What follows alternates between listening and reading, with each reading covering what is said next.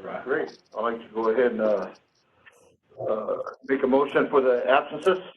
Or who would like to make a motion for the excused absences? I have a question before we do. Is there some guidelines, and I'm for approving the absences, but is there some guidelines that we're supposed to have in place for attendance wise? I believe it's three unexcused absences, and then you are off of the committee, and then we go back to the council members. And I know City Secretary. City Secretary is recording them. We had talked, because I know in the past, Joe had mentioned that he was going to leave the board, so I believe we reached out to Councilmember Martinez to see about a replacement, but we have not heard back on that. But there is specific policies in place with the City Secretary. That's an excuse. We ran excusing everybody. That's if you excuse their absences, then it doesn't count towards the three. But if they're unexcused 3 absences, then at that point they would be off. So what my recommendation, I guess, at this point would be, I know Tom had reached out to Ashley today and said that he couldn't be here, so that probably would make sense for an excuse. But if I know, especially in Joe's case, I don't think he's made his intentions clear that I think he was going to leave the board. So it may make sense just for us. We can reach back out to Councilmember Martinez and see about another appointment for his particular spot, Vice Chair. I'll reach out to him. Yeah. Okay. Okay, I just wanted to, make sure that we're not just, excusing, and, of course, many of us have to travel, have work commitments, but as long as we call in or, whatever the case may be. Thank you. Yeah, we appreciate that, because that helps when we're trying to find out if there's going to be a quorum. It definitely helps when you let us know that you're not even going to be in town or available for it. Right. Appreciate it. I'm the only one that's not. I'm the only one that has excused absence, but thanks for raising that up. I appreciate that, because So do we need a motion? we haven't been able to make quorum for a couple of meetings sometimes. So appreciate the comment. So we would need, I think, an official motion for Tom if it's an official excuse absence. We have an official we need a motion for Tom Benavides, who has an excused absence. Second. Okay. All in favor? Aye. Aye. All right. Even though we don't have a particular item for this, I was going to suggest, as it's related to attendance, I'm having trouble getting to the development conference. They do it a lot more frequently than I realized. So if there's anybody that would like to get in that group, the economic development group, I forget, they changed the name recently. I just know the old name was Laredo Development Foundation. I forgot what the new name is. Yeah, you're right. LEDC, Laredo Economic. It's Economic Development Corporation. Matter of fact, they're having a meeting right now, and I attend as much as I can, but I know that right now, as we speak, they're having a meeting, but most of them are more informative right now until they start getting the meeting together. Sometimes they have a meeting on Friday, their board meeting, so, but I'm attending now. Yeah, if you would like Mr. Gilpin to, or if they have an official role on their board, I think Mr. Gilpin, you're officially on the board right now, correct? On their board. I wouldn't have thought. I did not think so. I thought it was just like an observation thing, but maybe I misunderstood. Yeah, we'll reach back out to Gene, but I think what they had mentioned to us is they keep an actual official spot on their board for someone from the airport. Yeah. So we can reconvene, and I know because their schedule conflicts with our schedule, I think, for their official meeting. So we can reach back over to Gene and see what we can do to say that. Yeah, with all these lunch meetings, I'm having the same problem with my UISD conflict and my I have occasionally with a appraisal board. What happens? Well, anyway, I'm just conflicted out too frequently, so I need to get off of it. Well, I mean, they have a meeting every Wednesday, but if anybody else, because I already participated as an advisor for a customs matter, but if anybody else would like to participate, is more than welcome. And very interesting, and there's some good informative information on what's happening.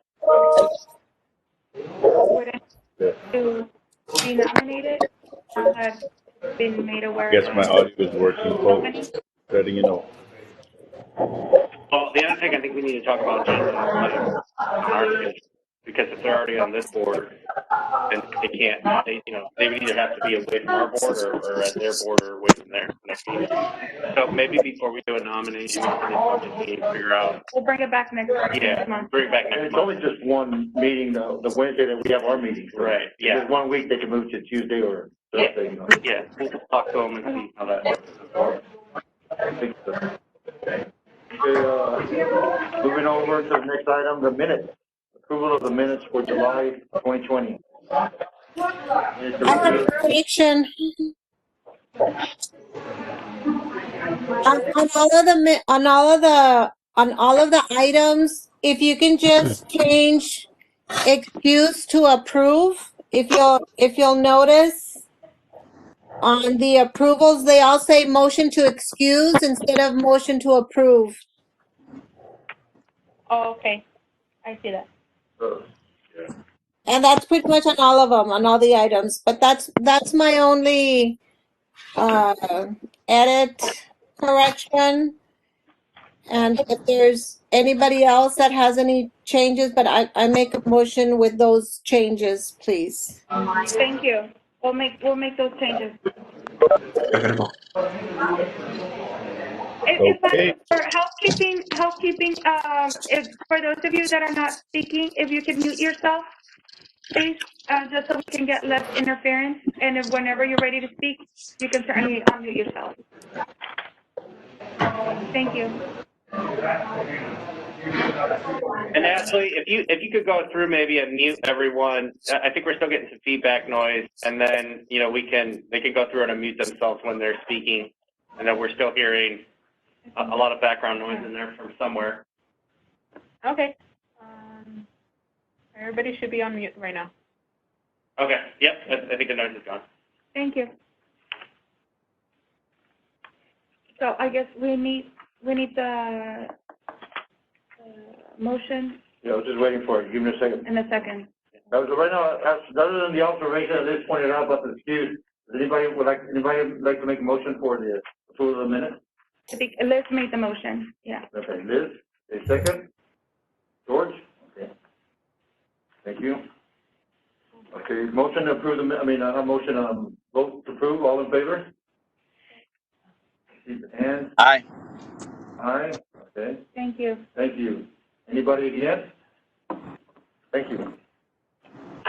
All right, as you know, the citizens' comments, the citizens have a right, if they want to sit there and make any comments, they're just required to fill out a witness card and submit to the address agarcia@ci.laredo.texas and 12:15 p.m.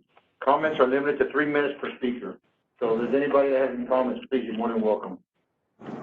Okay, next is staff reports. All right, Mr. Chairman. So we'll go right to the passenger activity report. Ashley, are you pulling these up on the screen, or do the other board members have access to them? I can pull them up if they like, but I did send them to everybody. Okay. Does anybody need them on the screen, or can everybody see the report? We're starting with the employment data report for 2020. If you don't have it, just let me know and we'll pull it up for you. But it's similar to what we talked about a couple of months ago, where you can see our downward trends. Obviously, total we're showing about a 50% reduction. But what I will say to that overall is, I think we're better performing than other airports in the United States. We've seen, especially back in May, the 86% drop, but there's still airports out there that are seeing, significant drops in travel. We've had, the return of some of our business community as force, especially with, leisure travelers. So, we're doing everything that we can here to make sure we have that message going that, we're here for people when they're ready to travel. And one of the bright spots still being is that both American and United have added service back, and they did not retract their service to the amount that they could have with the DOT rules with CARES Act funding. So I think that's a testament to the Laredo market. So you do see some incremental improvements here. Personally, I have flown, and the flights that I've been on coming in here have been full. It does vary. Some days it's full, some days it's very few people, so it's really kind of swinging right now. But I think that, from talking with the station managers, that we're seeing incremental improvements, and you can see that as the months are tagging along here towards month over month. Yeah, month by month. So as we get August in, I think we'll see a better improvement than that 65% down that we saw in July. What's the Labor Day weekend? I mean, yeah, on the news yeah. You know, I personally flew over the Labor Day weekend, and both of my flights out of here were completely full. So I think that's a good sign for the market. The other thing too is, if you haven't looked, our fare prices have dropped drastically. I took a round trip out of here to Michigan for $210 on American. So I think that when you start looking at fares like that, they're very attractive right now. And the nice thing with the airlines too is there's no cancellation fee at the moment. So if you do purchase a ticket and you decide that you don't want to fly at that moment, you can put it on hold and you're not penalized for that. So, you know, personally, from traveling in this, I think the airports, the airlines, everybody's doing a really good job of keeping people safe to their destination. So we've been trying to kind of just put that message out there for people when they're ready to connect with families or if they have to connect with businesses. If you go to the next page, you'll see the cargo gross landing weight. Tracking is very similar to what we've seen with passengers, down 59%. I do want to point out in here that we don't have the August value yet. We're still getting the August value numbers, but what I did want to point out is if you look at the subsequent page here, you'll see and you've probably heard, I shouldn't say just see, but you've probably heard the cargo activity, which is good. So what we know now up to this point is that cargo for the month of August was actually up 9.68% comparative to August of last year. So with the auto manufacturers turning back on and everything, we've actually seen that's a pretty good improvement year over year for a month. So I think everybody heard the planes going back over the last month. So I think that's a really good sign, a positive sign, and I hope that we can see that continue into the fall. But we did see a robust return of cargo for the month of August. Like I said, the previous report, it takes a little while for us to actually get the cargo volume off that, but we are showing that at least the aircraft that were the activity that was coming to the airport was up about 10%. That's for the international. Right. Yeah. So I think that's good. That shows, you know, that there is a return, hopefully, to some normalcy with our cargo traffic. You know, when you look year to year with passenger traffic, we're down about 27.53%. And this is just going back to, you know, who's using corporate aviation. It hasn't suffered as much as the airlines because obviously just with corporate, by design, you know, you already have less exposure when you start talking about, you know, potential fires and stuff. You're on a private aircraft, but we're keeping a close eye on that, but not as dramatic as we've seen with the passenger drop.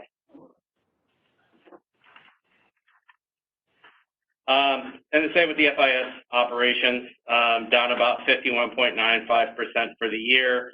But you can see the month of August, we were about 1% off, which goes back to that other conversation that we've seen with cargo. That activity start to return to some normalcy, which is good. And the fuel flow report, obviously, ties very much hand in hand with the aircraft activity. So you'll see the number once again looking very similar, with a total of 59% down year over year. I did talk to one of the fixed base operators a couple of weeks ago. They said they had their best day of the year because of the cargo activity. So I'm hoping as these numbers start to report in for August, we'll see, you know, that dramatic improvement that we're seeing with the 10% increase in aircraft activity over there. So, you know, the story's getting better, which is good. Slowly getting better. And I think that we're outperforming some other airports that you see in the United States. When you look at the delinquency report here, you've seen that it's grown. You know, we've been tracking this closely.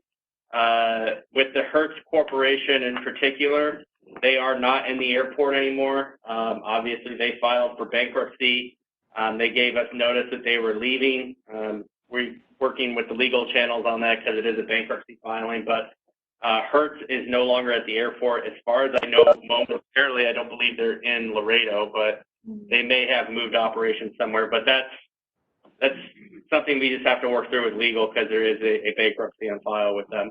And you'll see an economic relief in here as well. I do know we have another tenant that is notifying that they're leaving as well. So Mi segunda casa. yeah, so the one here that applied for the economic relief, they've stated that they're closing their business permanently. So that's another thing that we will be working with legal on, what that looks like moving forward. So, you know, it's about $100,000, which, you know, typically we're on that $30,000 to $40,000 range in a given year. So, you know, we're probably double going to triple what we normally see. But I think our overall collections, though, this is insignificant portion of our general revenue. I don't know if you want to speak to that at all. Yeah, no, I think as you can see, it could have been a lot worse. The economic relief plan that, you know, was recommended and approved by the board, the airport board, and then subsequently by the city council, definitely have helped the tenants with the current pandemic and the small businesses as well. Several of them have replied back and applied, and they're already in that process. So we're very happy that we have been able to assist with that to try and avoid having a larger amount here. The 109, some of them, obviously, like Birds and Mi Segunda Casa, unfortunately, it's a sign of the times. They had to file for bankruptcy, and they're not going to be here. I know right now we're working with Villa Laredo is also here on this list. We're also working with the restaurant concession to try and give some options. We have been working also with city management on the topic. It looks like we might have a solution for them. As you know, just from the reports alone, there's been less passengers and they had to close for some time, so it has affected their business, and they're a small business owner. So definitely we've been working with them to try and get something that will work for them and also for the airport to continue offering services to the passengers.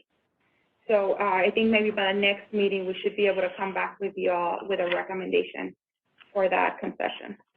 I hope so, because the thing about it, even seeing Villa Laredo on the list, it's a little bit disturbing, because the fact is, I mean, they're mainstay here. I mean, everybody knows they come here to eat because of them. Yeah. So I'm hoping that we can work through this, because it's very the station for a lot of small businesses. Yeah.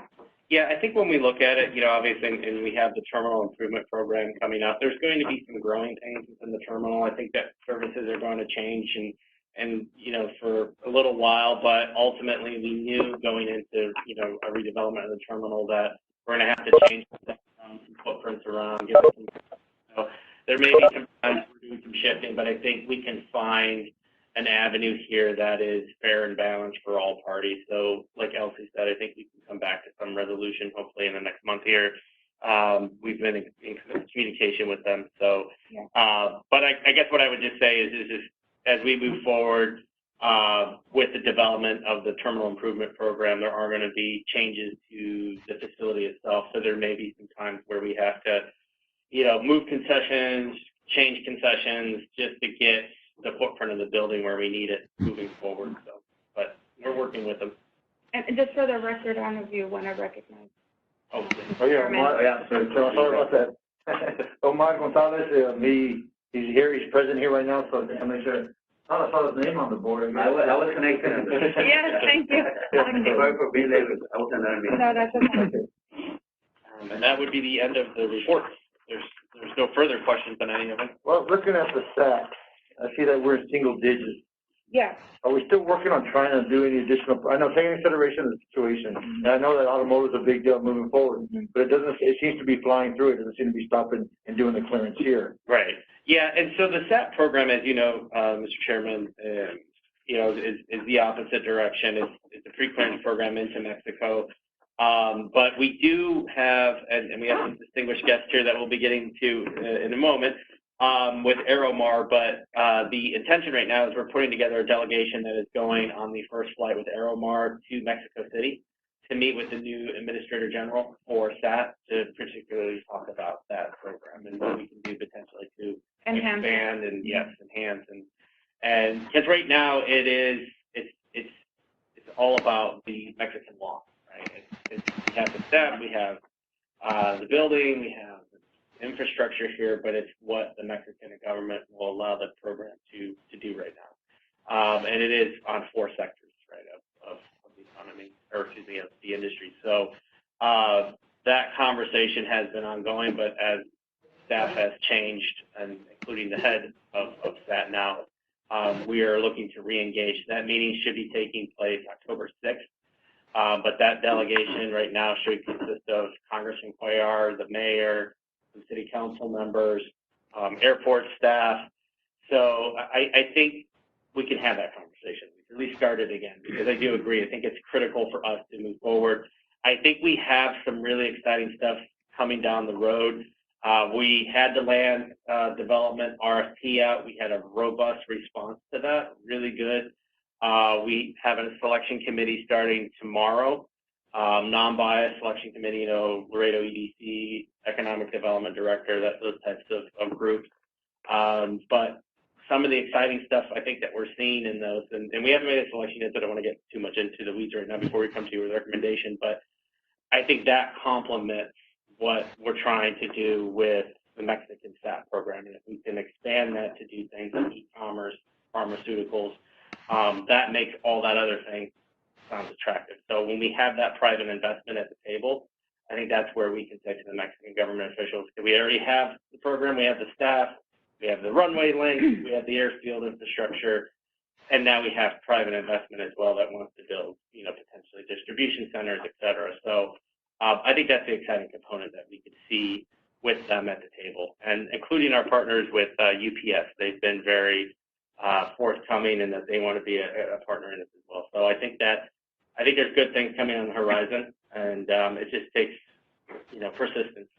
I look forward to it. And one thing I know that I was on a Zoom meeting with the economic development individual, and he stated e-commerce, he was really making a big push for that. Now I'm glad you mentioned that, because the fact is Mexico having $50 and us having $800, we have a bigger window than they do. And it's harder to get in that market, but the one thing that if we can expand beyond those 4 sectors or 5, depending on whatever it is right now, but to include that individual market, where I think would be a bigger factor than just dealing with, the qualified, select approved, because I think that e-commerce market's a huge market that we could tap into. And I think it'll make a lot more availability for the town. I would say to that, Mr. Chairman, that I won't say name of the company, but they have been here. They have talked to SAT. I personally met with them as well. They're aware of the program. They're very much interested in Laredo. Obviously, they have their business process that they need to follow on their end that they have to analyze. But they're very much interested in participating and see how it will complement their logistics chain. Well, you don't have to mention names. It's a huge company. It is a huge company. They've already made numbers here in the U.S. Hopefully they can. They're looking to expand in Mexico. Yes. Mr. Chairman, taking into consideration that we participate in the international trade business, is there any way that JD represent the U.S. Customs brokers and myself represent the Mexican customs brokers and being part of this committee to participate in those talks? I mean, because I personally know and JD know about Mexican law. And I know about Laredo Airport, so I think I'll be. Well, I think Juan would be happy to have 2 extra seats on that plane. No, what I would say is I know with Eileen at Cbp is doing a lot of coordination, hotel coordination, stuff like that, and also the extent of the group too.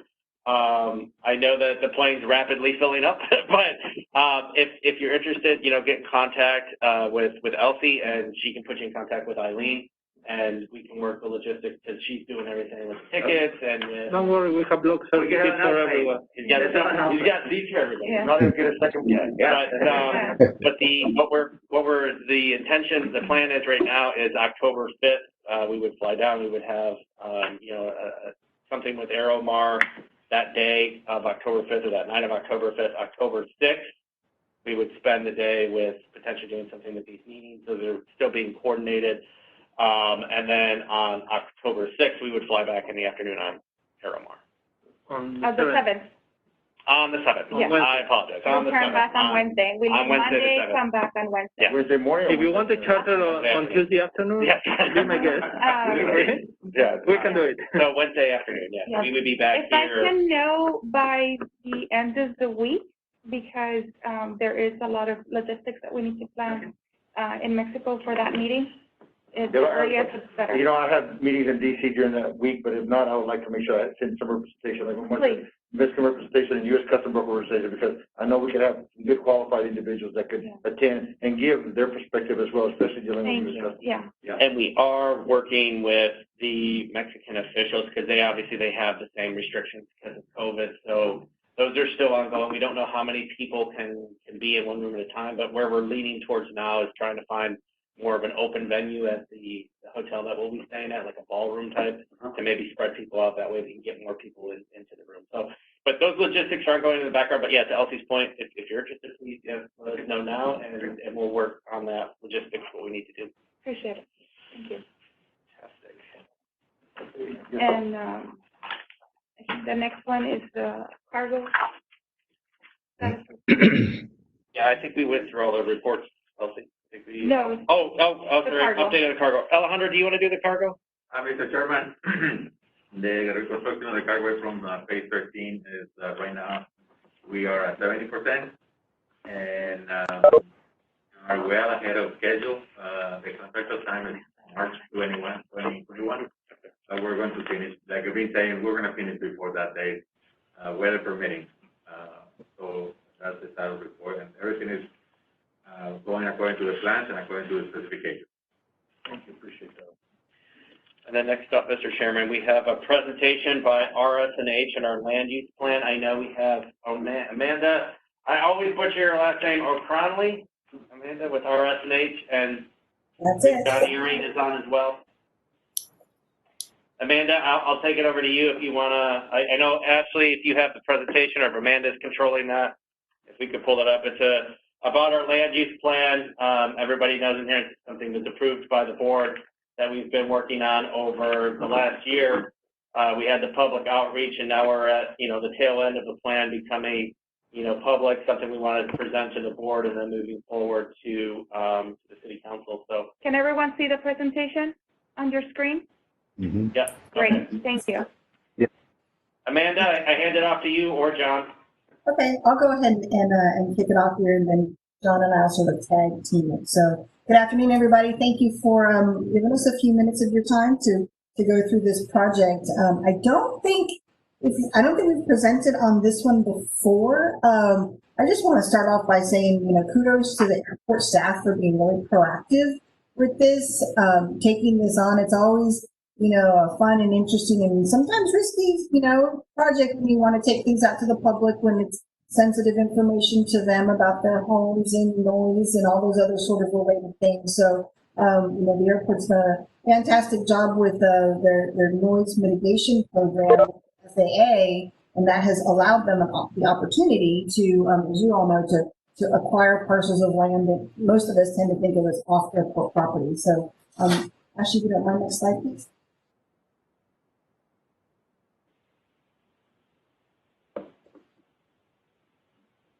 Part of what we looked at for the overall development of land use options around the airport.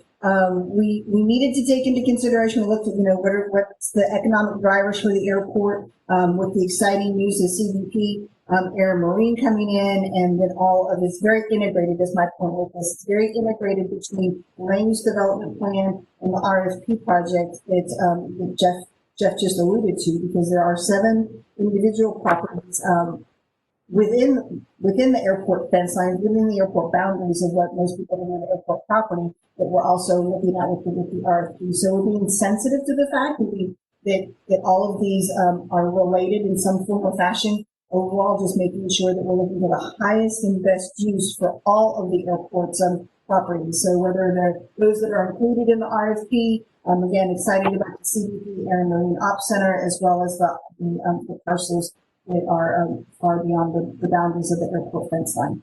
Next slide, please. Here's a graphic representation of the location of the Cbp facility with a rendering of what that facility could look like in the future, approximately 13 acres, just to sort of give you a sense of scale. And if I could, Amanda, just real quick on that, the airport has initiated monthly phone calls with the federal government on this particular project. We spoke last month, and everything is working like clockwork with them. They selected, or they were supposed to select, I haven't heard either way, but they were supposed to select their A&E on the 4th of this month, so that should have happened last week. And then the A&E will start monthly, more than probably biweekly meetings for coordination on the design of the facility itself. So that's moving along very nice, and I think that the coordination that we've been having with them, they've been real responsive to us as an airport. So it looks like it's going to be a really good project. So sorry, Amanda, I just wanted to throw that in. That's good. Thank you. Amanda, you sound a little far away. I don't know if you could speak a little closer to your mic. Sure. Sorry. Thank you. Thank you. Okay, next slide, please. Here is all of the parcels that were included in the RFP. As a point of reference, the CBP area that we just showed you is up there between parcels C and E. And what we were showing here as part of the RFP process are potential uses. You know, the great thing about going through the RFP process is that we get to solicit everybody else's best ideas. And so we thought that when we coordinated this with the airport, we thought this might be a good idea for this location versus that location. And so we kind of put some nuggets of information out there for the proposers to think about. But we were very, very clear in the RFP process that it was open to their discretion, their ideas, what they thought the market could bear, et cetera. So this is a depiction of all the areas around the airport that were included in the RFP. And next slide, please. Well, and if I could, Amanda, real quick, on this slide in particular, RS&H wrote the RFP for us, and we had a really good, robust response. We had it out for 3 months. We sent it around locally. And we sent it around nationally. We sent it around the globe. But we did in-person site visits. You know, we're working obviously with the restrictions that we have with COVID, but we had 6 respondents. We're going through that right now, like I said, with a non-biased selection committee to go through what this looks like. But there is some very attractive responses in there. So I hope next month, hopefully, if not maybe the month after that, but I hope next month we'll have a recommendation to this board on the direction to go for these parcels. But there's some very exciting stuff in there, realistic stuff. I'm talking within the next, starting this next year and then next 2 to 5 years, significant development on the airport. So it was the best response I've ever seen to a land use development RFP in the 7 airports I've been at. So kudos to RS&H for how they wrote it, and thank you. And I think it's exciting for everybody on this call because I think it's going to open up some really good opportunities. Yeah, it's a testament to the economic generator that the airport really is, and the recognition of everything that they've been doing with the growth and development there. Just like the passenger numbers recovering faster than other airports, you're spot on with that, Jeff, compared to what we've seen across the industry. So yeah, it's really exciting. We're looking forward to finishing up that process with them and seeing how that all goes. So, next slide, please.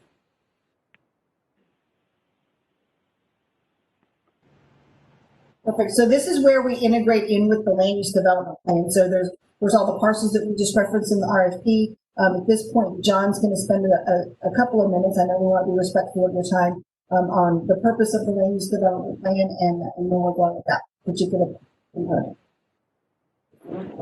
All right. Thank you. Can everybody hear me okay? Yes. Yes. All righty. Thank you.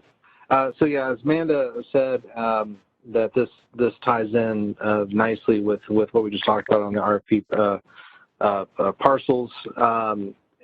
Just to provide a quick overview on exactly what is the land use development plan, and to be clear, what we're really talking about here is it's not typical what you think of airport property. It's the property that's beyond the fence, non-airport. So when you get into it, it's going to be the businesses and the other parcels that the airport currently owns.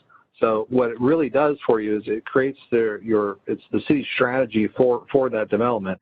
It's really the long-term roadmap of how you really develop your land and transition your land into, in this case, or in some cases, depending where you're at with the airport, into more, could be noise compatible or just land use compatibility uses, and which we'll talk about. It provides a logical approach to guide that development. Really, we're talking about just the priority of that land and those. Very importantly, it provides the opportunity for modernization, optimization, enhancement, and the safety of the community and the airport. And this gets into that land use compatibility.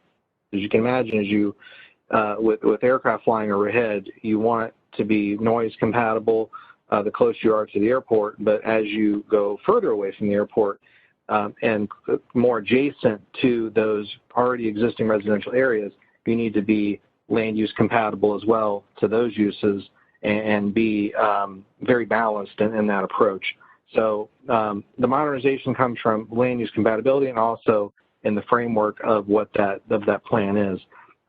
The framework that guides development, we will conclude with the development standards and architectural standards that guides what that development should be, basically to create zones or an airport property district, for those development areas. And then finally, the need and timing is basically the phasing and how you can get there. As I said, as it being a very long-term roadmap for the city and for the airport. Next slide, please.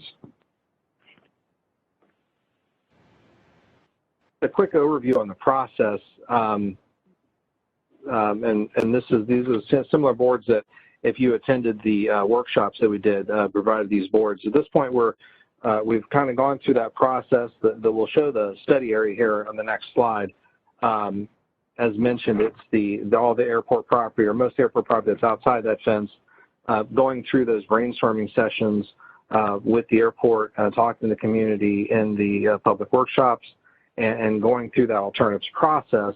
And we're to the point now where we will show you at the end here a draft of a recommended plan, for at least for the west side, and hopefully very soon be able to submit that to the airport for their review, and then we can move on to that last step of moving into how to talk about phasing and then talk about the actual adoption of a plan.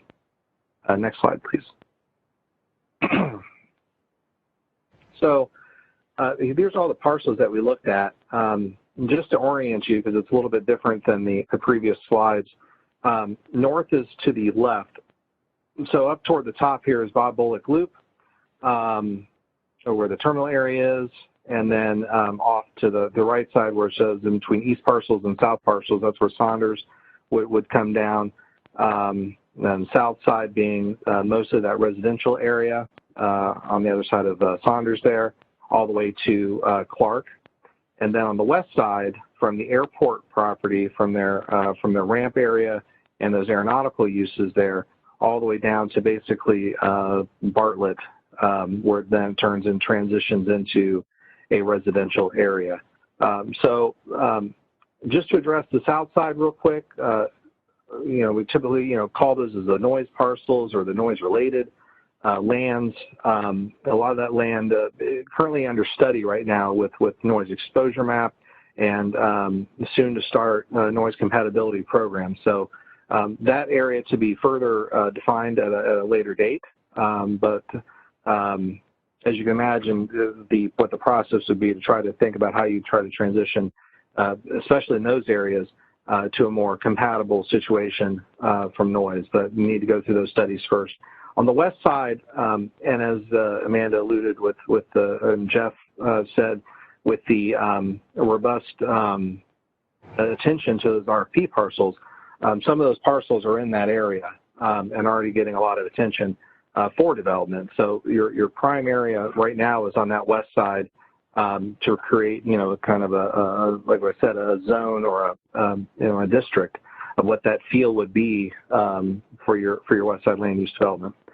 Next slide, please. So a culmination of all the work to date, and just honing in on that west side right now. looking at what this long-term land use development plan could be as a preferred option. And again, tying it back to, it really comes down to land use compatibility. Obviously, as you move further, starting at the airport and moving further away, as I said, as a primary goal is there would be opportunities for more types of uses that are going to be more aeronautical related. So right next to your FBOs and your hangars and where all the aircraft are, opportunity for aeronautical support type uses or very light industrial type uses or things that could correspond or play nicely as an adjacent use. Typical uses, you want those uses to be further away from the residential areas, and it doesn't necessarily mean you expand your fence, but they don't necessarily need to be through the fence operations or have direct airfield access, but they like to be airfield access adjacent type uses. Next layer down, we look at opportunities to provide, again, types of uses like office or medical support that don't need the type of street visibility like you would for primary businesses on, like say, a Saunders, where you need just that drive-by attention. And then as you move further away from the airport and then move closer to the residential area on the west side, further west on the west side of Bartlett, there's opportunity to transition that into mixed-use residential, even mix in a little bit of retail and marry up with some of the uses that are currently there. Next slide, please. And we wanted to conclude with, as we tie everything together, it goes beyond just a plan. As I said, it's really a roadmap. The development standards provides not only the development plan of what the intent of the long-term roadmap land use is and how you kind of transition that land, but also kind of provides that architectural standards and that vision to developers coming in of what things could look like. This gives it a reality and a feel because it goes beyond, as I said, just the airport. Yes, toward the airport side, you're going to have airport hangar and development, but as you drive through this zone, this is something that you and the residents are going to see on a daily basis, and it becomes more of an integrated airport district, whether it be light industrial use or mixed retail, what your office space could look like, and even the opportunity, as I said, for some opportunities for higher density residential or mixed use, especially located right on Bartlett, which would be adjacent to already residential areas. And if I may add on to conversation here with this, when we started the land use development plan, and I know Vice Chair Alonso, this has been something that's definitely been high focus for you, is those western parcels over there in development. This gives us the roadmap along complementing with the RFP to show that development. I like to think of it as kind of your anchor store. You bring that development in, and then you go from there when you see that investment into the properties over there. Unfortunately, through the budget meetings with City Council, we didn't have an opportunity really to tell kind of our side of the story with this. But what I would ask as boards that the support for our land use development plan. There was a motion about selling all airport property. As your airport director, what I would caution on that is I have worked for airports that don't have revenue sources, especially airports this size, but the majority of airports now in the United States receive a good amount of their revenue through non-aeronautical development property. So it's a process with the FAA. The FAA is a partner with us. They're regulatory compliance over us. But as we work together, those land leases is what keeps the airport self-sufficient. It's what keeps the airport away from taking from taxpayers. The airport doesn't do that today. In the past, I know there were some occasions where it did, but keep in mind that money was always paid back.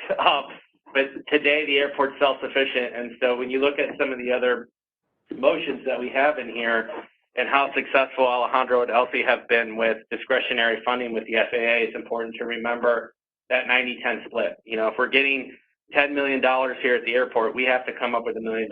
Just, for instance, I worked in Stockton, California, and that airport was not self-sufficient, and it had to go to the taxpayers for contributing matching grants. And you can bet how much a taxpayer wants to give $1 million to an airport, especially, if you're not flying out of it or whatever the conversation may be. But really, with our aeronautical plan, our non-aeronautical plan, it's what allows the airport to continue to invest into infrastructure to do those projects.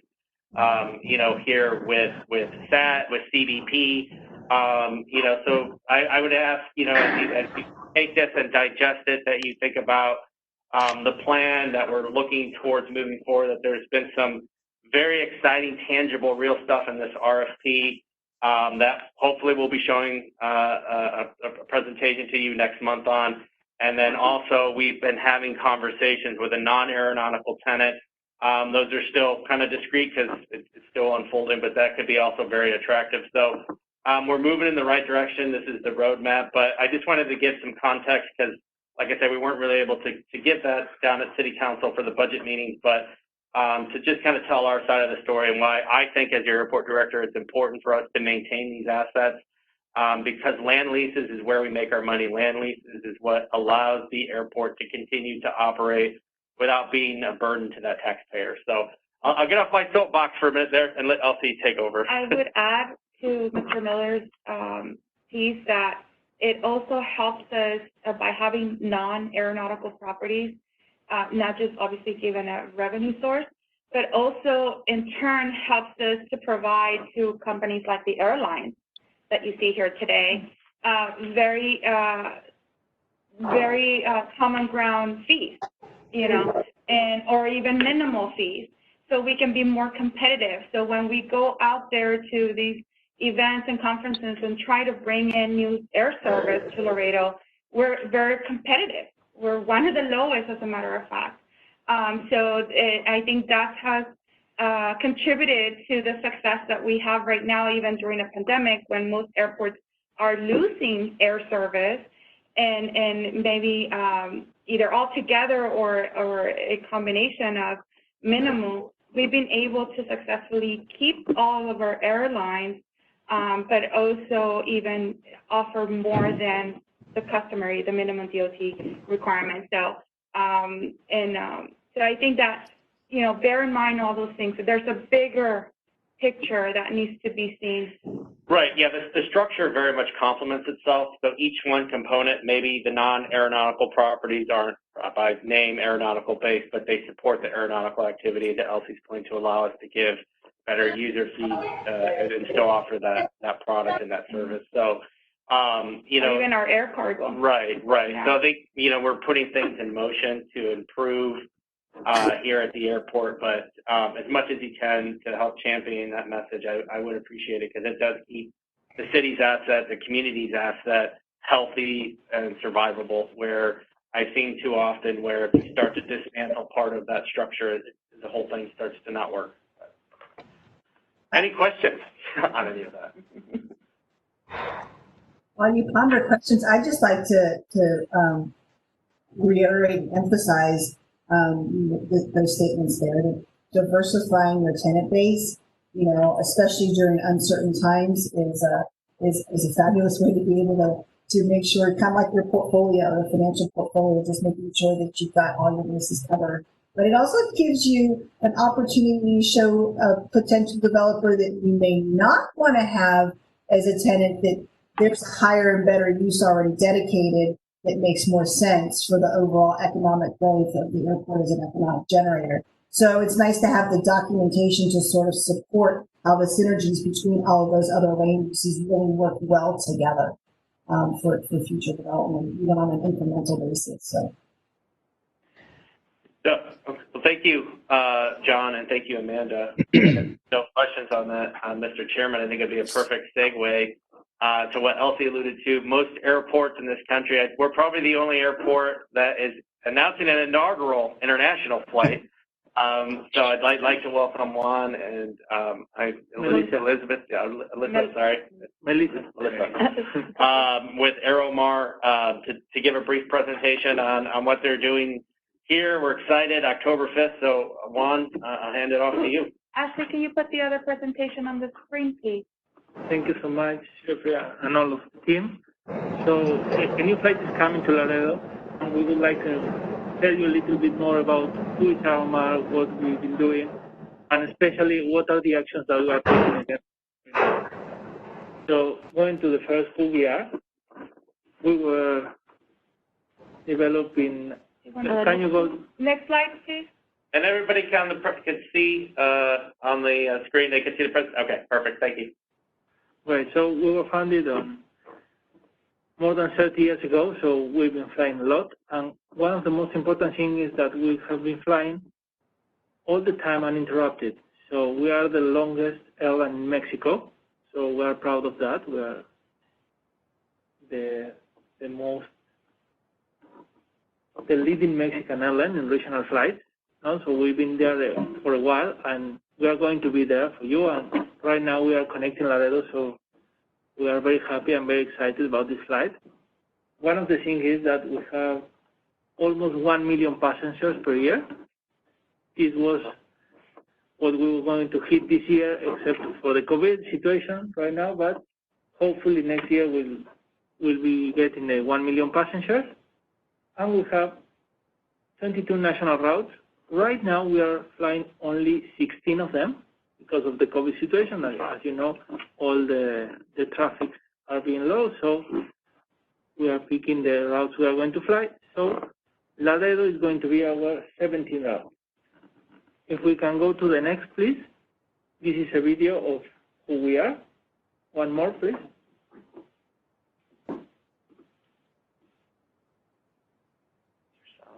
Yes. Actually, I don't think the sound is playing.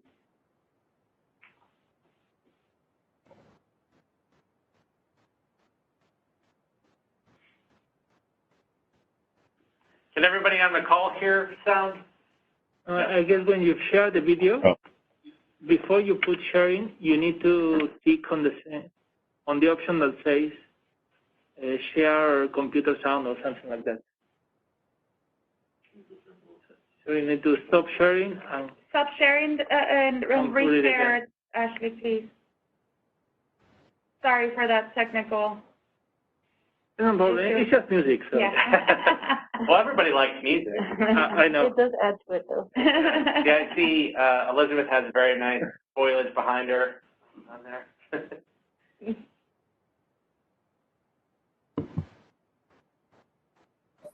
It's just a picture. It's okay. Okay. We can work with the picture. It's a little brief of a sharing of who we are. I'm so sorry, it's in Spanish, but any questions we can. Maybe if I put it on. No. We hear it now.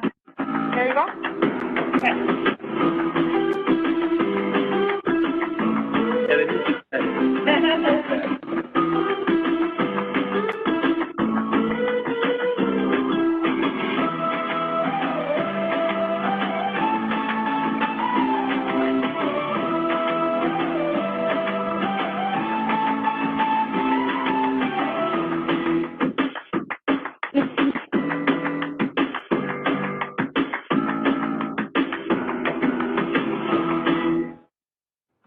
As you can see in the video, one of the things we love is the experience. We have the experience as we have been flying more than 30 years, and we want to give this experience to all of our customers. If we can go to the next one, please. Ashley, if you can move on, and I think the video, oh, there you go. Perfect. Yes. So one of the things we do is that our type of plane, that is a turboprop technology, gives that experience to all the passengers. The first one is that they fly at 20,000 feet. So this allows us to see a spectacular and magnificent view of all Mexico and all the flights you are having from Mexico to Laredo before even getting to your final destination. This is one of the most important things and peculiar of this type of flight. The other one is that it is an eco-friendly technology. It consumes 50% less of contaminants for each passenger for each kilometer versus a jet plane. So this the most eco-friendly technology plane in the world. And they are relatively new. They have only been operating as an average for 3 years, so we are the most modern fleet in Mexico, and this is also one of the reasons to fly with Airpot. As compared to how many years normally a jet is used? 50 years? 57. Yeah, long time. Very long time. But and I think too, they're quieter than what you will typically fly out of here on American United. And if you know how tall the mayor is, the mayor can stand up in it fully. I witnessed it in Mexico City, and it will fit your roller bag in the aircraft because we tried that as well. It's a very nice plane. Yes, exactly. I don't know how much I'm told in height, but in centimeters is 196, and I can perfectly fit on the flight. So that's one of the reasons I love this plane, because my niece loves it.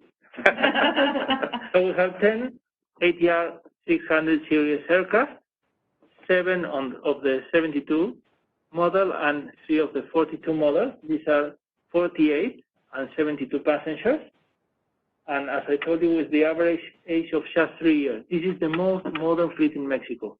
The next one, that is Viva Aerobus, it's also very modern. It has 5 years, and then you can go. Let's go to the next one, please, to see some of the pictures and of what Sheffield was telling. If you see the interior of the cabin, you can fit your carry-on luggage. It fits perfectly. They are really comfortable, and the plane is good looking. I really love it. But the most important picture of that is the technology. If you can see the cockpit, the technology is the same as the A350 from Airbus, because ATR is a company that depends from Airbus. It's just a part of that company. So it's the most modern technology on all the airplanes. It has nothing to envy to any other airplane that is bigger. And we're going to see a video of ATR, please. 2 more clicks.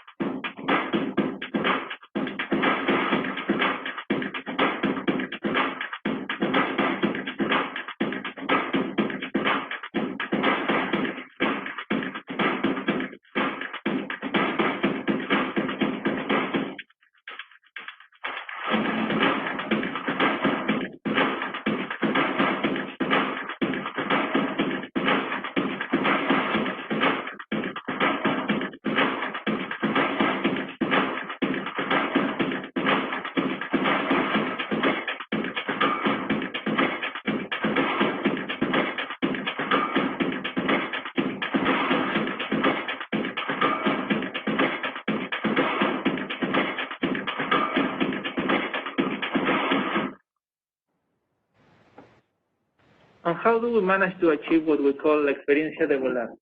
We have several benefits. One more slide, please. The first one is courtesy drinks on board and also snacks. This is complimentary, it's free of charge. Now, it's one of the only airlines in the world that offer this free of charge. Premium drinks too, right? Like yes, it's premium drinks. We are going to get there, exactly, but you can have Coke, you can, well, sorry, I don't know if I can mention the brands, but... You can mention the brands. It's okay? Okay, so you can have Coke, you can have juices, and also you can have beer, tequila, whiskey, and some other alcoholic drinks. The seat selection is also free of charge, and the carry-on luggage is up to 10 kilograms. It's also free of charge. I don't know why, because normally it used to be free of charge on all airlines, but not right now. Now they are charging if you have a bag more than 30 centimeters or something like that. They are going to charge you $30, $40, $50. So this is a plus for us. And almost on all of our fares, also the checked baggage up to 23 kilograms is also included, not on all of our fares, because our promotional fares offer a discount fare without the bag. We have an aroma lunch is in Terminal 2 in Mexico. And one of the most important things is we have Mileage Plus. We work with United, so you can redeem miles in all of our operating flights. And the lounge is access for All passengers or? Yes. So it's something important to keep in mind. Most, you fly on American Airlines, you don't get access to the Admiral's Lounge. You fly on Aeromar, you get access to the lounge, which has drinks and snacks and Wi-Fi. Of course. Yes, so it's really, I think, indicative of the golden age of flying is what you're getting with Aeromar versus probably what you're used to on some of the American legacy carriers. And one more thing, if you help us with one more, please, is as of September. So next slide. The next slide, please. As of September, we have improved our in-flight service. So not only the snack, not only the beverage, but also a sandwich. Oh. So it's a full experience. You can choose between the croissant and the chapata.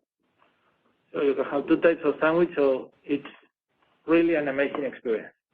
The last time I had something like this in flight, it was 2010, almost 10 years ago. So as you say, it's like the golden era of flight. The next one, please. These are the international agreements we have with all the companies, and as you can see, United and Interjet, they are bigger because with United, not only is the co-share agreement, but also the Mileage Plus program that we are added on. And with Interjet, is a new bilateral co-share agreement that we have, so you can reach more destinations. And the great thing about Mileage Plus is you can earn and redeem on Aeromar flights. Earn and redeem. That's really bonus there. If we can go to the next one, please. This is our network right now. The dark blue is our operating flights, and the light blue are the Interjet connections. So virtually we can go from here to Laredo, from Laredo to Mexico, and then connect to everywhere in the country in Mexico. We can go to Cancun, to Tijuana, or to any other destinations that are really beautiful. As you can see, we are going to fly 3 times per week, on Monday, Wednesday, and Fridays. You can see the schedule over there. And we are starting on the 5th of October. And the most important question, how can we keep safe while traveling? If we can go to the video, please. It's going to be 3 more clicks.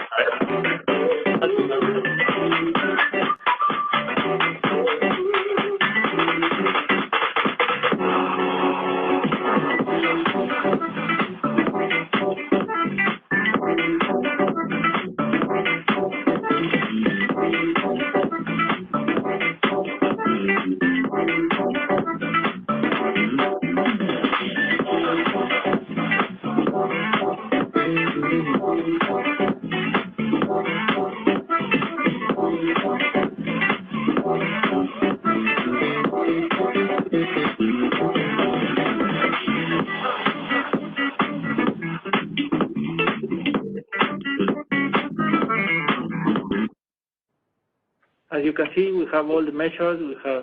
We keep the safe distance between all the passengers. We give you help in each of our point of contact. And the most important thing is we have gone digital. Either you do the check-in before you go to the counter, or you go to the counter. In the counter, you can ask for your check-in or your boarding pass digitally, and it will be sent to your email. This is one of the nicest things we have done. And also, when you get to the last part of the boarding, we are going to give you access to the scanner so you can put your own device. We do not touch your device, so you can feel free and safe. If we go one more slide, please. We have in each slide all the information. This is on our website, www.aeromar.mx/COVID. We have all the information and all the actions. Please, we can go to the end of the part. As we can see in the video, if you have any questions, be free to answer them. But can we go another slide, please? And another, and another, and another. As you can see, all the actions in each part of the journey for the customer. It's what we saw in the video, explained in each part, and you can see that in the Airpot website. Of course, we clean that's the last one. And we are starting, as I said, on the 5th of October. We have a promotional rate. We extended this promotional rate in the first flight, so you can buy it from $149, including taxes on one way.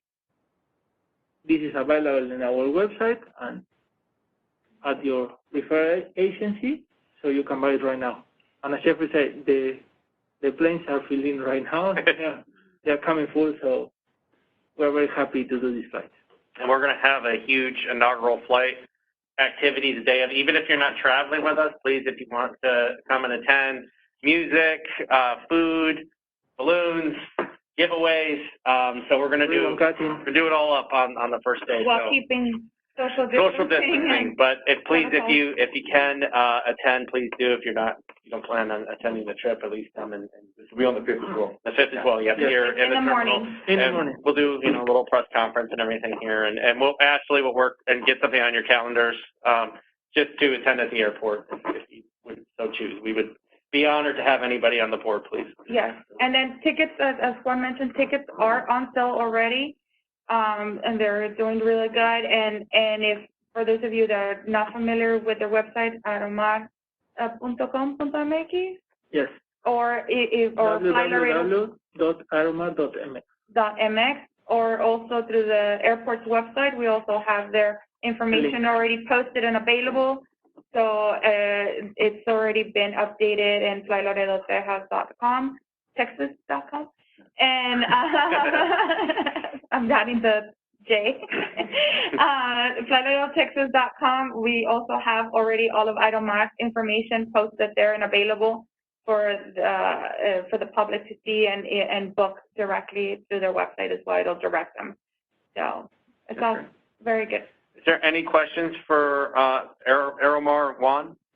One, great presentation. I really do appreciate all the information provided, especially the safety features. And we're looking forward to be able to participate in these flights. Thank you for the time. Fantastic. Well, thank you. Well, I will add one more thing, yes. Sorry, because I know in the past, council has directed the airport to make sure that we really market, and I think even the board, so really market this new air service so people in Laredo can be very much well aware, because we want it to be a success.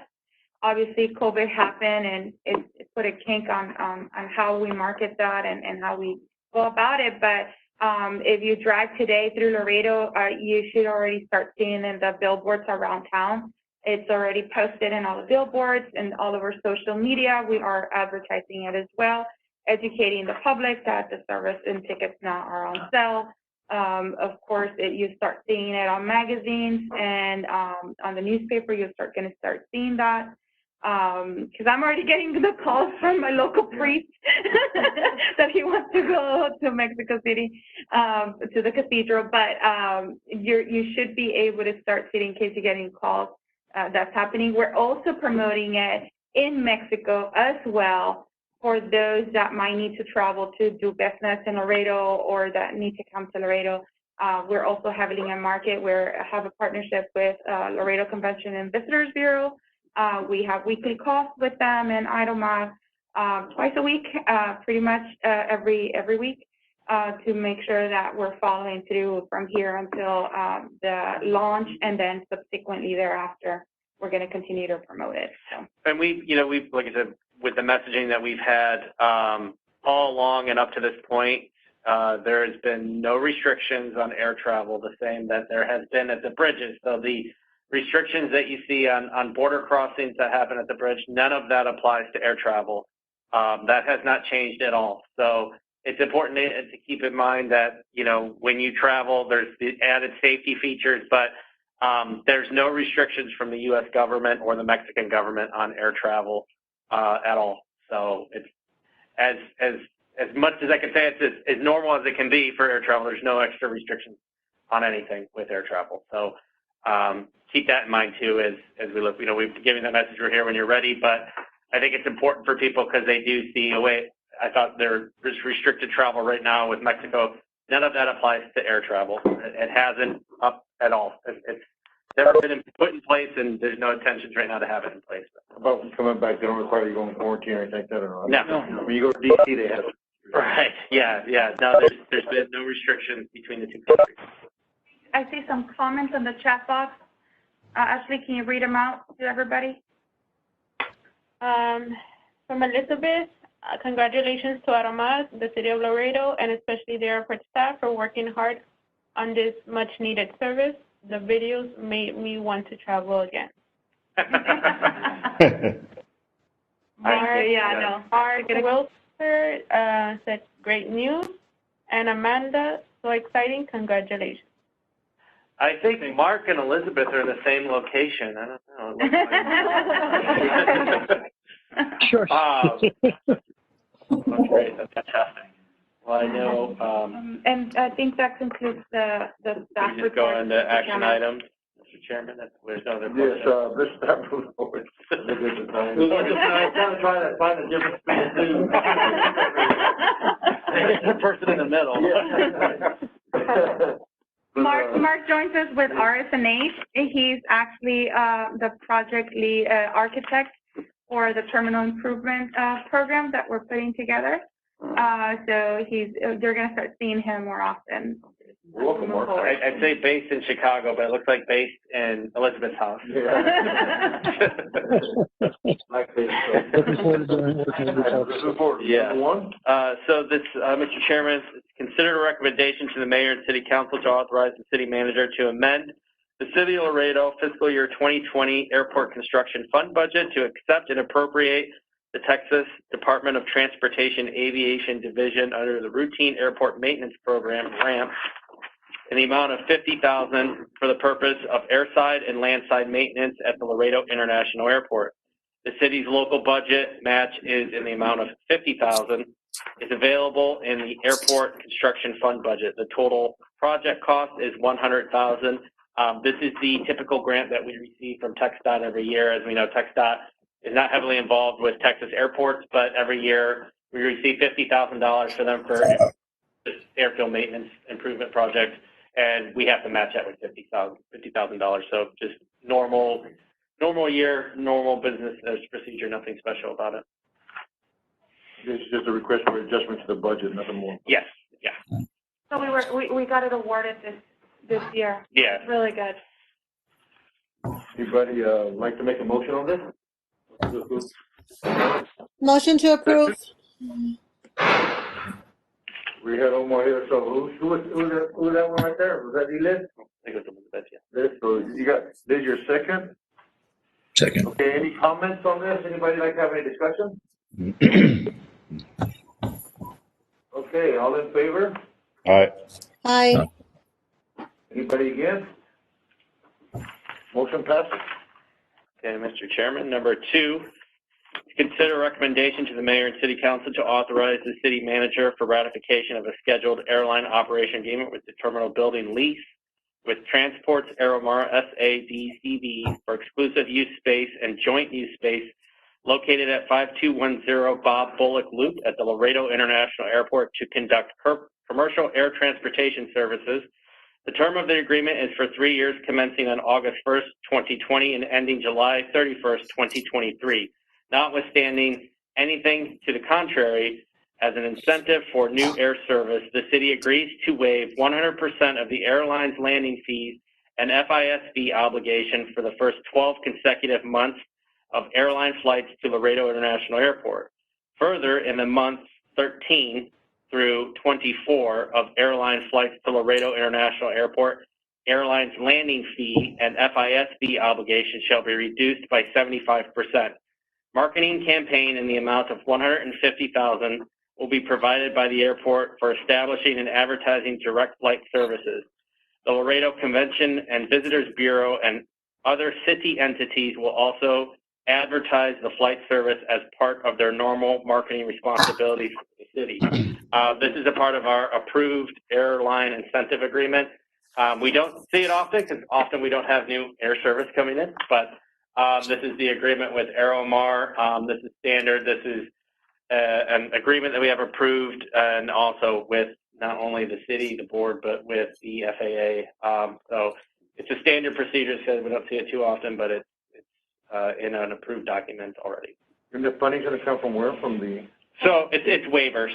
We're basically waiving of that, and the $150,000 is from airport. Yeah, but there's still an expense. There's no... Yeah, so the $150,000 is from airport funds. The marketing component of it, and then the waiving of the landing fee. Those are just not revenue that wouldn't come to the facility, but the incentive that we see with bringing in new airlines, you're talking, potentially the ancillary stuff, the concessions, the parking, things that go along with more passenger activities. This is standard for airports. This is an approved document that we already have in place for an incentive agreement. We just haven't used it as often because we don't bring in air carriers. Yeah, so this is what we would normally offer to American or United or Allegiant if they were to bring a new flight, like a new destination, right? Per se. And so that with the FAA is just everything's fair and balanced. So we have an actual incentive program, which we do here, that if we were to offer Aeromar or something, we would offer another airline the same agreement, which is what you see in front of you here. So we have similar agreements with other airlines? Yeah, so typically at different times. At different times, Yeah. if the service is new, if they're bringing new service. So not an established flight like Dallas, but if, say, American was to bring Phoenix, then that would follow. Well, anybody, I know, would like to make a motion on this? Move to approve. Second by Mr. Navarro. Second, Mr. Navarro. Narvaez, I'm sorry. Narvaez. Narvaez. Sorry. Okay, any discussion? Anybody like to have a discussion? Take into consideration monetary regardless.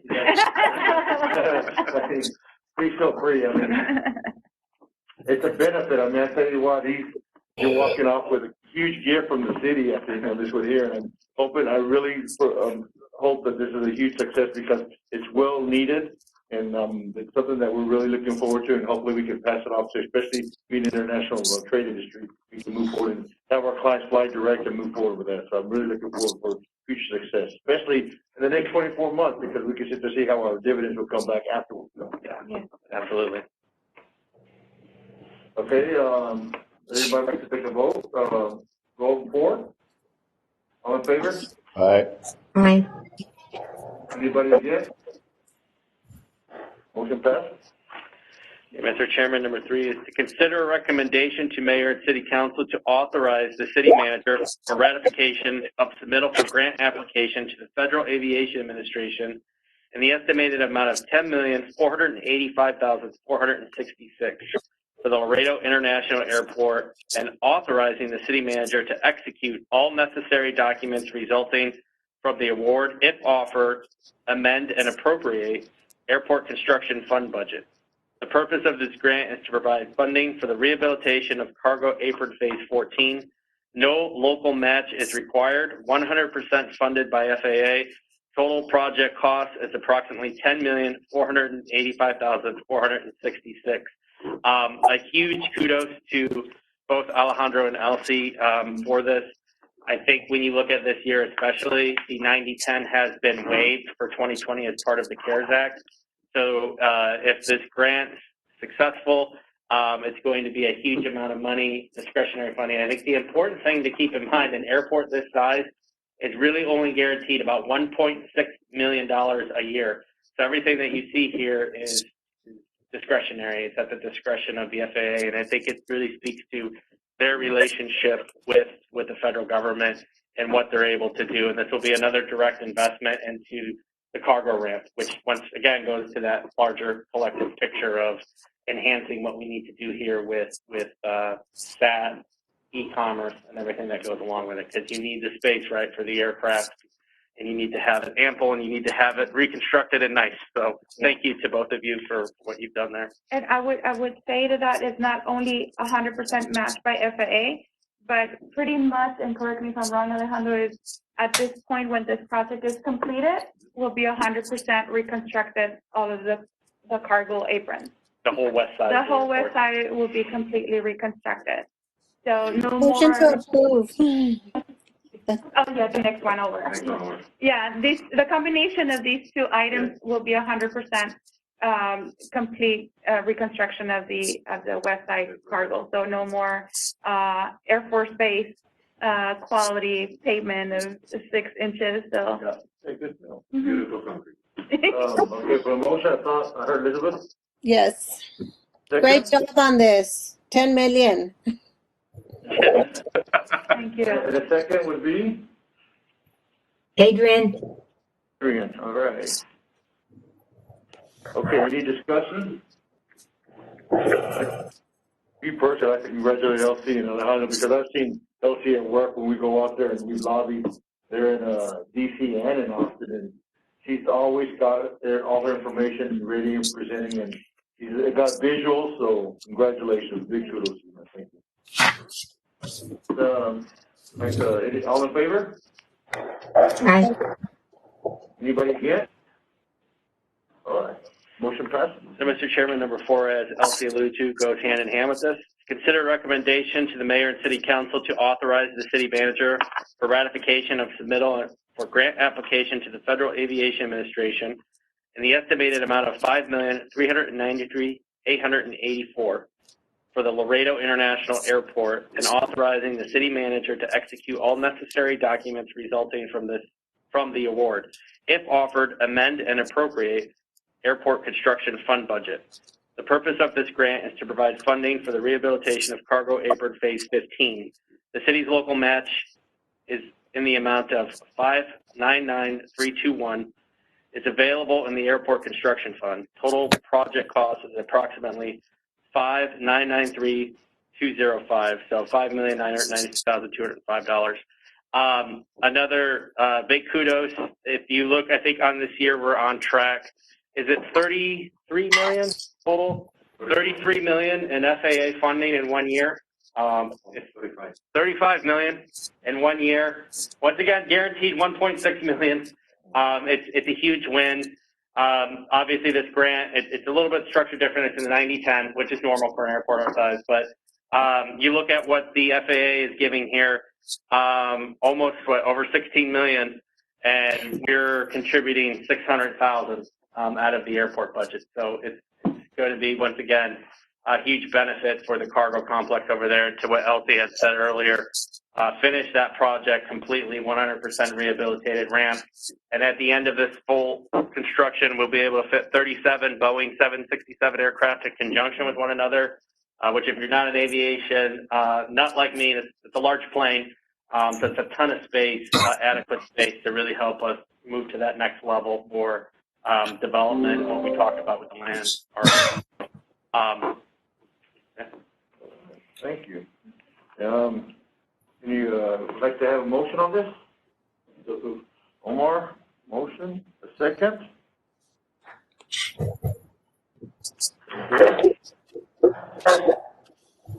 All right, we already heard information. Thanks again. I appreciate all the efforts. Anybody have any discussion on the matter?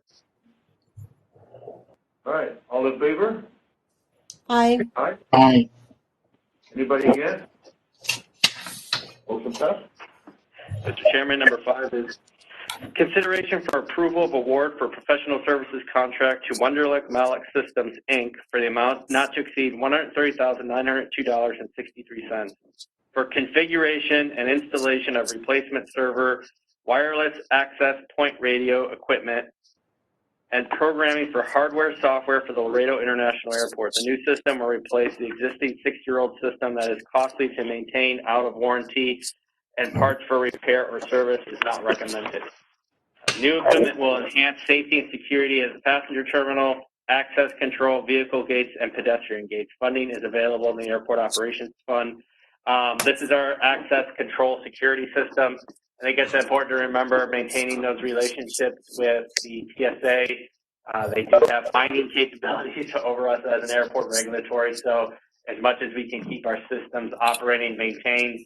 As we look at, especially with the new flight coming in, we're having to work with CBP to bring the FIS downstairs up to where it needs to be with cameras. That adds capacity, but there's certain rules with the federal government to how much space we need to have on our servers, how long we have to retain certain videos. So we really need to upgrade to keep things moving forward, like the new flight, and to keep our regulatory partners happy with us and what we're providing. So that's what we're asking for here. If I may, Mr. Chairman, request the motion to be amended on the amount. I do need to add, I just got further clarification on some CBP items that they requested for the terminal downstairs.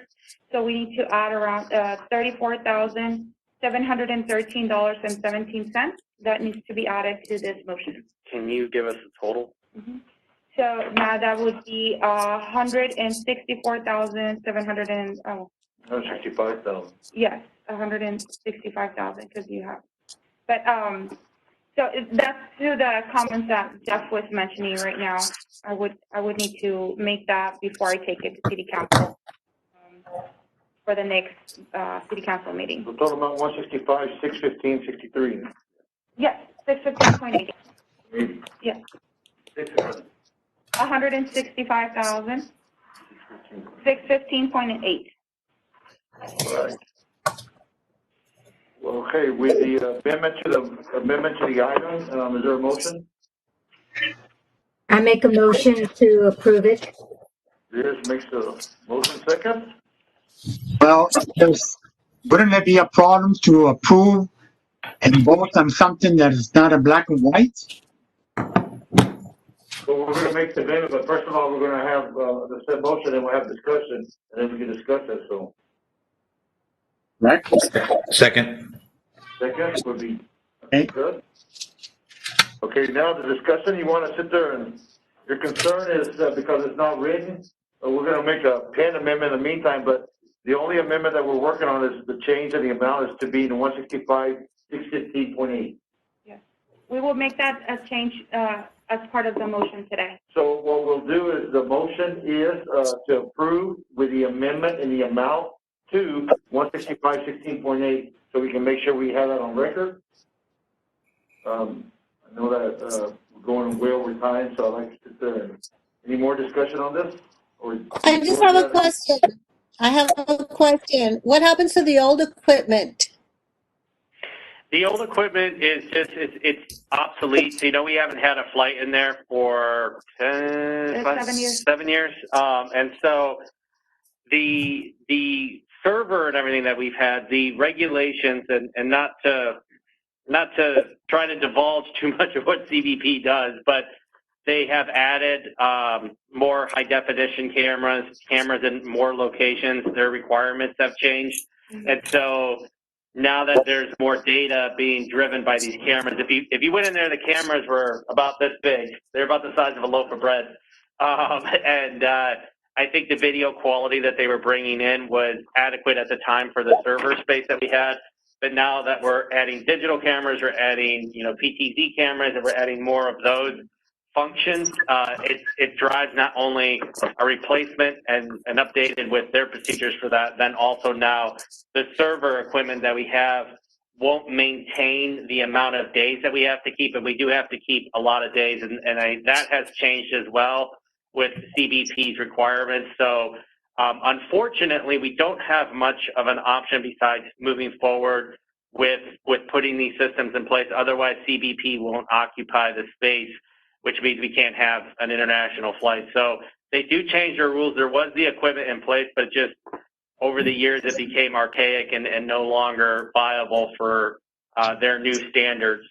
And it's not just for the flight of this motion. It also helps to change the server for basically everything that we do at the terminal, and the gates, the pedestrian gates, vehicle gates. So it's a bigger project, really. The existing equipment is from around 2014. Some sections are a little bit older than that, and as you know, technology is we need to keep up to date every so many years. So it's part of that process. Yes, but what happens to the old equipment? That was my question. The existing equipment, because you're going to replace it, right?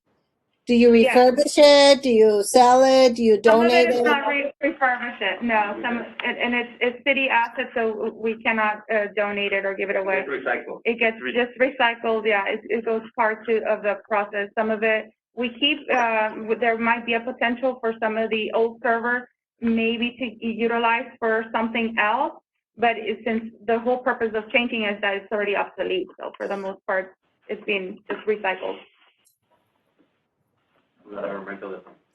Any further discussion? George, you have this look on your face like you want to ask a question. Yes, I'm still not comfortable with the addendum unless, I mean, I go to other meetings and everything's in black and white. And then over here, we're adding this on the fly. So I'm not comfortable voting on this particular unless it's in the black and white as far as the document. That's my only concern. Yeah, I mean, what we can do is, you know, because we do have to move on this, is if we have your blessing, then we can go through the amendment, because we still have to go through city management and city council. So we could table it on this, and we just won't say that it was approved by the board, but we can go back and adjust it as long as that's the understanding with the group. Because I can understand your point. They're not upset about that. Well, can I we still have to officially put it on city council anyway. Oh, sorry, Mr. Gilpin, go ahead. Sorry. I think that the difference is that we're advising rather than actually passing it. I think if you did it at council, I think Mr. Narvaez's point would be the case. But since we're just advising, I think we have more discretion. That's my thought. Thank you. Very true. Okay, Mr. Gilpin. Point taken. George, I'll leave it up to you. Would you like to table this, or you want to go ahead and make a vote on this as an advisor? Go ahead and advise.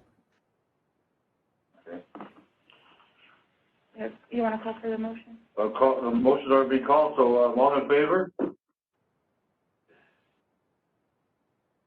Okay. Anybody against? Okay. Motion passes. And I think that is it for a very long agenda today. All right. So, any requests?